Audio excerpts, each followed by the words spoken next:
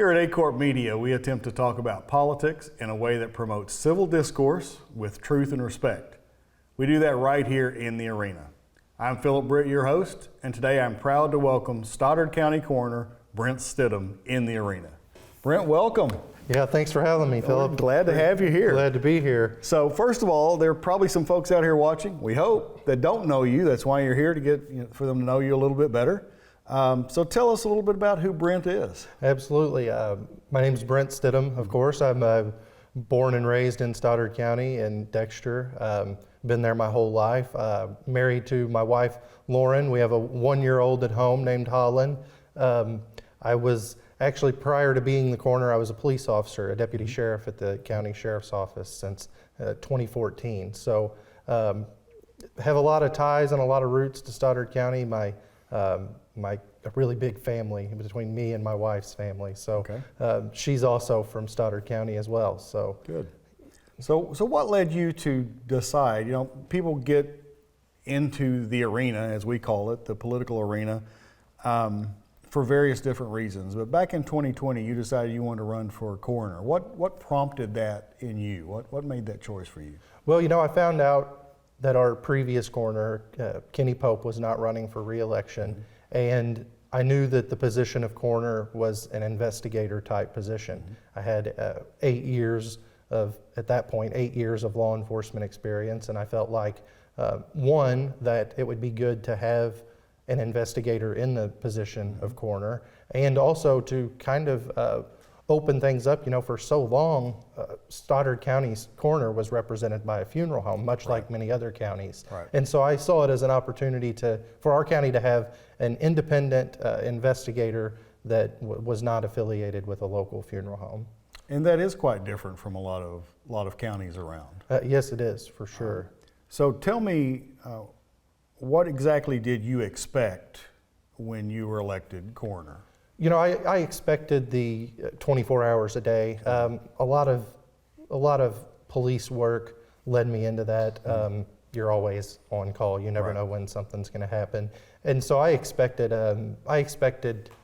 the types of calls I would be going on, as well as the availability that you have to have. What may have surprised you about the job once you were actually doing it?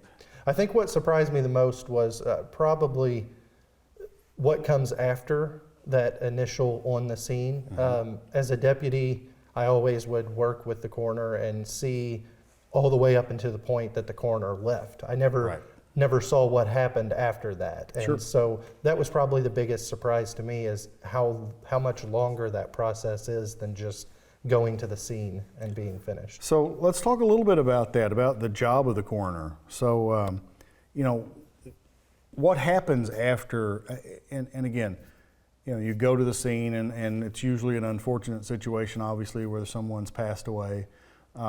And what kind of investigation do you do? You know, every scene is different. Mm-hmm.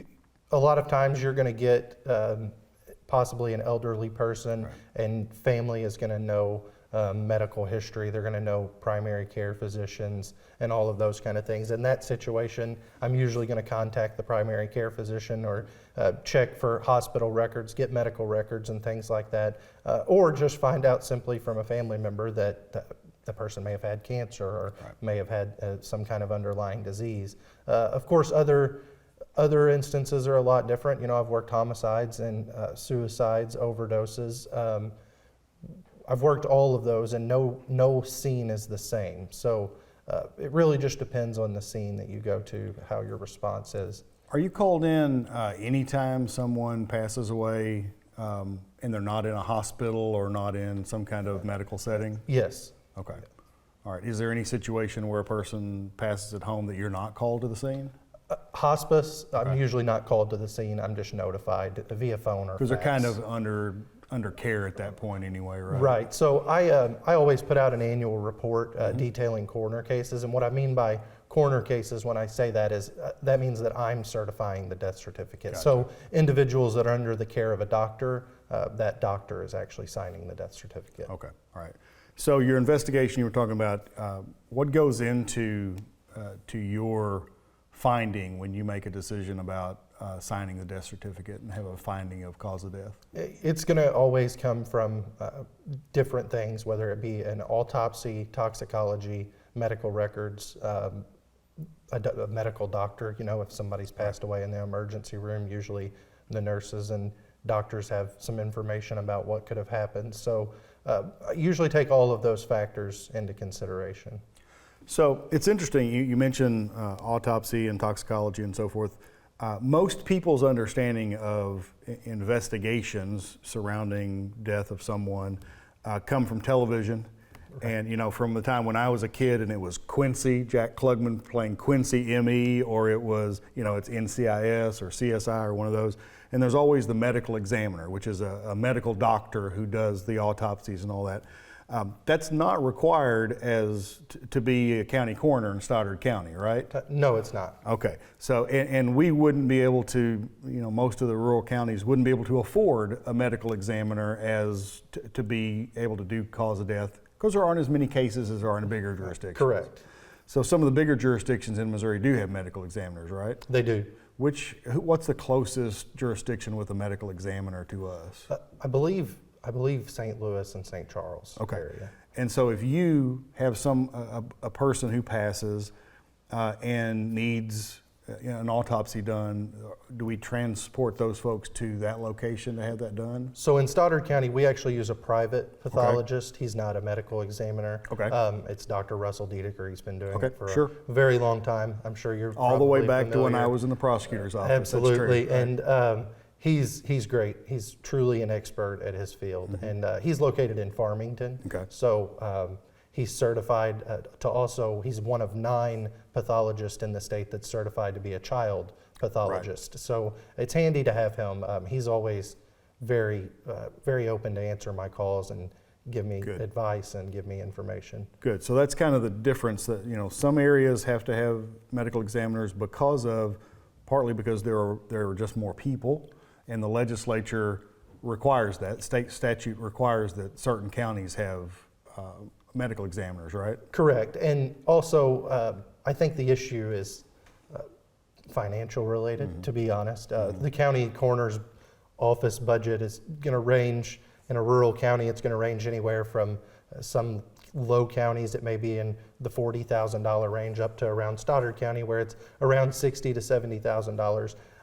You're not gonna hire a doctor for that amount. So, and we're also low on doctors in our area. Sure. So it's not as practical for our rural areas. So what are the qualifications, the actual qualifications to be the coroner, let's say, of Stoddard or Dunklin County? There's not much, Phil. Be 21 and be a resident of the United States. That's essentially it. I know some people get caught up on that and say that it's not much of a requirement. However, look at the requirements to be the president or the state representative, which I was for a while. Right, absolutely. Correct. Yeah. You know, you essentially had to be 25 when you took office. That's pretty much it, and lived where in That's the exactly district. Right. So, well, that's interesting. I know that a couple of years ago, I guess maybe 2020, the legislature passed a law into effect which created a commission appointed by the governor on standards and training for coroners.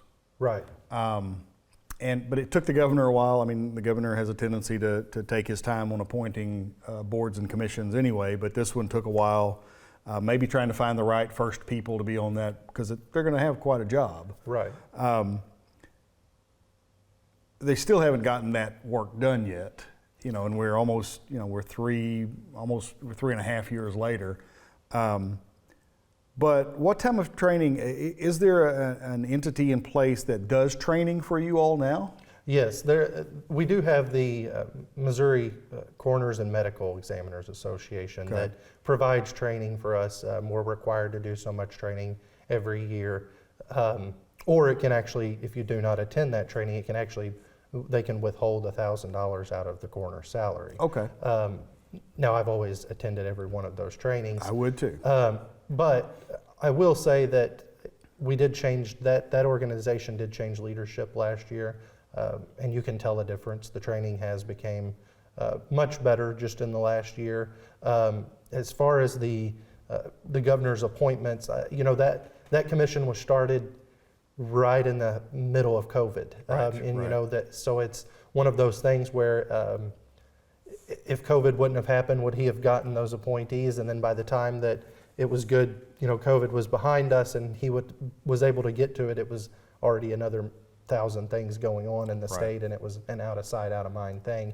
And it's usually not really brought up until once every however many years that you may get a coroner that makes the national news for doing something. Right. And so what type of training specific to the job do you think would be appropriate? If you, and I know you're getting some of that training, but if you could say, okay, everybody that does this job needs to know these things for sure, at least have a basic understanding of these things, what would that entail? I think that you need to have at least a little bit of medical knowledge. Of course, you don't have to have a doctorate to do it, but you need some basic medical knowledge as well as some law enforcement knowledge. You need to know how crime scenes work and the process of obtaining search warrants and working with the prosecutor's office and working with the sheriff's office. And that's one thing that is great about Stoddard County, is that I work very well. Obviously, being a former employee of the sheriff's office, I'm still a commissioned deputy for the sheriff's office. I work with our prosecutor very well. I think that having some knowledge about crime scenes, having some knowledge about medical, it's really, the job is what you make it. If you go in and you want to learn and you want to find out, there are a lot of great people across this state that you can pick up the phone and call, and they will help you and try to navigate you through things. I had never deciphered medical records whenever I took office. The first time I got medical records, I hate to throw his name back out there, but Doc Diedeker, that's the first person I called and said, hey, explain this to me. Now, 3.5 years in, I know how to do those things, and I work really well with all of our area hospitals. It's like learning a language that's foreign to you. Correct. It really is. Correct. You don't know all of the medical terms. I think that there's probably a large majority of people out there that don't know what the medical term for a heart attack is. Right.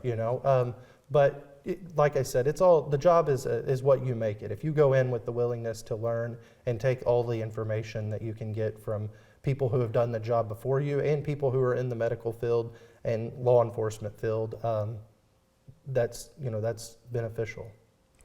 So the investigation part of it is clearly hugely important in your job, but have you found it challenging to deal with the emotion of family members because there may be a time when you have to do a notification to a family, or you have to talk with a family that's present at the home. How challenging is that? I've had to do that several times, often to people that I know.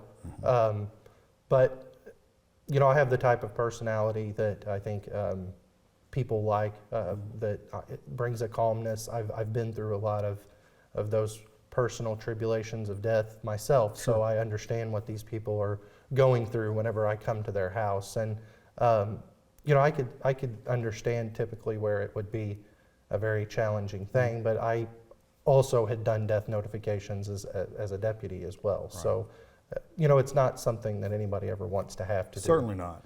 But it takes a special kind of empathy to be able to put yourself in their position and, absolutely, and feel for them. So Brent, this has been an amazingly informative discussion. I have one more question. You have filed for re-election. Yes, sir. And so I'm curious as to what makes you feel like you're still the right person to be the coroner of Stoddard County.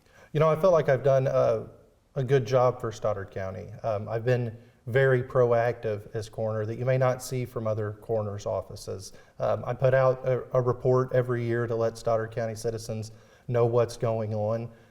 During my time as coroner, I've saved over $36,000 in budget cost, so I'm put taxpayers' money there. One example of that is just by using some different resources such as labs that, forensic labs that don't cost as much, and utilizing the Highway Patrol's free toxicology lab. But also, I've worked over 330 death investigations in my first 3 years, and I truly feel like all of those have been done thoroughly.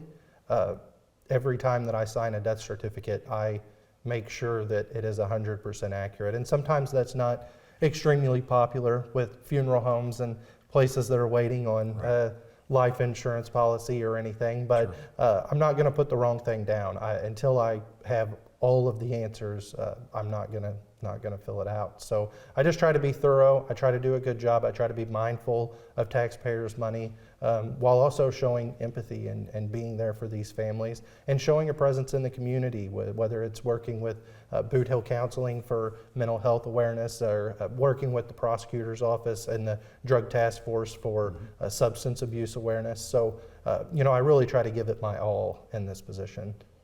Well, we appreciate the way you do the job and what you're doing for the people of Stoddard County. Thank you. But I'm going to give you the last word. I'm going to let you look right into that camera and talk to the people of Stoddard County. Stoddard County, it has been an honor to serve as your coroner for the last 3 years. I would certainly appreciate your support in the upcoming August Republican primary. I feel like we've made some great strides in the coroner's office. We've became very independent and not reliant on funeral homes and not reliant on other outside agencies. I work well with all of our funeral homes in Stoddard County, including all of our first responders. So again, I'm asking for your support. If anybody has any questions, feel free to reach out to me anytime. Well, thank you, Brent. We appreciate you being for here. Sure. And, it was great to see you. Absolutely. Brent Stidham joined us today, and we wish him continued success in the arena.